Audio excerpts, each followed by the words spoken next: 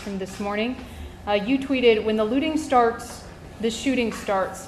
How would you know that phrase and not know its racially charged history? Well, I've heard that phrase for a long time. I don't know where it came from, where it originated. I view that in phrase as... 1967, the Miami police... Well, I don't know. chief I've also used it. heard from many other places, but I've heard it for a long time, as most people have. And frankly, it means when there's looting, people get shot and they die.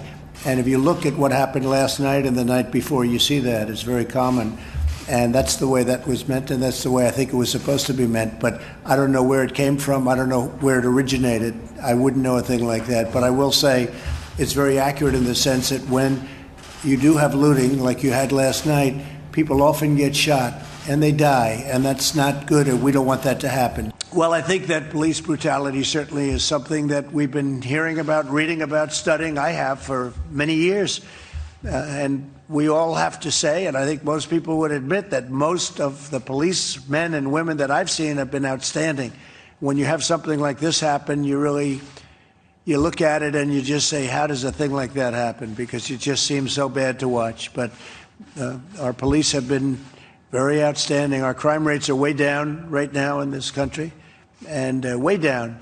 The police have done a great job. Something like this happens and you really say, that's so bad in so many different ways and so unfortunate. Right. Trump had no idea the phrase, "when the looting starts, the shooting starts," has racist origins. Interesting how whenever Trump doesn't know what he just said, it always manages to be something bigoted.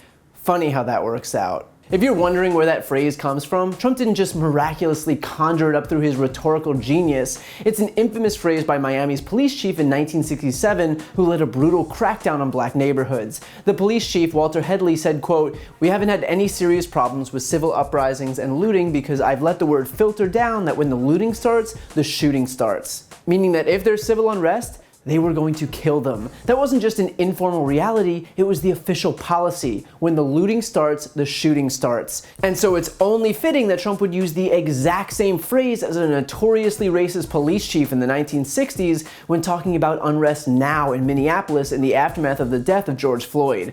But of course, he didn't know it was racist. Just like I guess he didn't know that telling the lineage of Henry Ford that they had good bloodlines was rife with anti-Semitism. Or that the guys with tiki torches at Charlottesville, who he called very fine people, just so happen to be neo-Nazis. Somehow the most vile defenses just miraculously end up falling out of his mouth and no one has any clue how they got there. How convenient. Trump's feud with black protesters also came to a head with Trump's feud with Twitter. On Thursday evening, as protests were breaking out over the death of George Floyd, Trump tweeted, quote, "I can't stand back and watch this happen to a great American city, Minneapolis, a total lack of leadership. Either the very weak radical left mayor, Jacob Frey, get his act together and bring the city under control, or I will send in the National Guard and get the job done right. These thugs are dishonoring the memory of George Floyd, and I won't let that happen. Just spoke to Governor Tim Walz and told him that the military is with him all the way.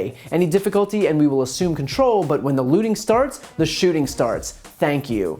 Nothing like a casual "thank you" exclamation point to cap off a brazen threat to murder Americans using military force. The tweet was then hidden by Twitter, which put a label on top of it and noted that it violated the Twitter rules about glorifying violence. And predictably, that led to an avalanche of furious tweets by Trump in the morning. And I'm not going to bother reading his tweets because it's exactly the unhinged ranting that you'd expect.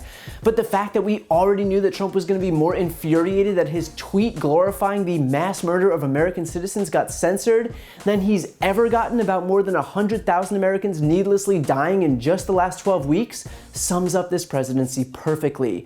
Trump gave Twitter the reaction we'd expect a president to give a global pandemic, and he gave a global pandemic the response we'd expect a president to give to Twitter. And look, Trump will try and play this off as if he innocently meant it as looting just equates to people getting shot, but come on now. The meaning is clear, and more importantly, the people for whom this comment was meant, the racists and the bigots, know what he meant too. As Andrew Gillum explained, it's not a question of whether we think Trump is a racist, it's that the racists believe he's a racist. And issuing these not even subtle but overt dog whistles is exactly why. So the mainstream media may delve into the usual parsing of his words and giving him the benefit of the doubt and debating whether he knew what he meant, but the guys waving Confederate flags know exactly what he meant, and so the damage is already done.